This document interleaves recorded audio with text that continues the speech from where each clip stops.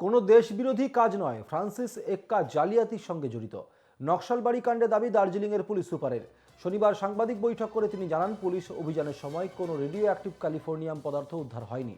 ধৃত ইরিডিয়াম সম্পর্কিত জাল নথি জালিয়াতির সাথে জড়িত এবং একই ধরনের মামলায় 2018 সালে তার বিরুদ্ধে মিরিক থানায় মামলা হয়েছিল, জানিয়েছেন দার্জিলিংয়ের পুলিশ সুপার প্রবীণ কুমার।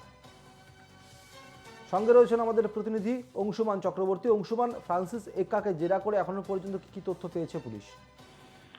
দেখো, ধৃত যে ফ্রান্সিস এক্কা, তাকে কয়েকদিন আগে সেনাবাহিনীর বিভিন্ন নথি পাচার করার জন্য যে সেনাবাহিনী এবং পানিঘাটা পুলিশের যৌথ অভিযানে ধরা হয়েছিল তার বাড়ি থেকে, এবং তারপরে পুলিশ কিন্তু তাকে 5 দিনের রিমান্ডে নিয়েছিল। প্রাথমিকভাবে পুলিশ জানিয়েছিল যে ধৃত সেনাবাহিনী তথ্য পাচার করছিল এবং তার কাছ থেকে বিভিন্ন ধরনের সেনাবাহিনীর নথি সহ ক্যালিফোর্নিয়াম সহ রেডিও অ্যাক্টিভ ডিভাইসও পাওয়া গিয়েছিল।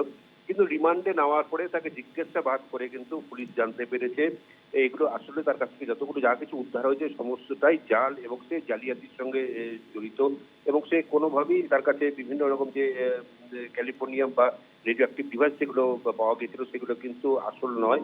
তো এক কথায় সে কিন্তু বহুদিন থেকে বিভিন্ন লোকের সঙ্গে জালিয়াতি করে আসছিল, এবং এর আগে এলাকাবাসীও কিন্তু অভিযোগ করেছিল বিভিন্নভাবে তাদের সঙ্গে প্রতারিত করছেন এই ধৃত ফ্রান্সিস এক্কা। এবং গতকালকে রাত্রিবেলায় দার্জিলিং পুলিশ সুপার প্রবীণ কুমার তিনি কিন্তু সাংবাদিক বৈঠক করে জানিয়ে দিয়েছেন যে ধৃত ফ্রান্সিস এক্কা যা কিছু হয়েছে সমস্তটাই জাল, এবং তার বিরুদ্ধে জালিয়াতির মামলা নিয়ে আসা হয়েছে, এবং এর সঙ্গে আরো কয়েকজন জড়িত আছে, তাদের খুব শীঘ্রই ধরা হবে।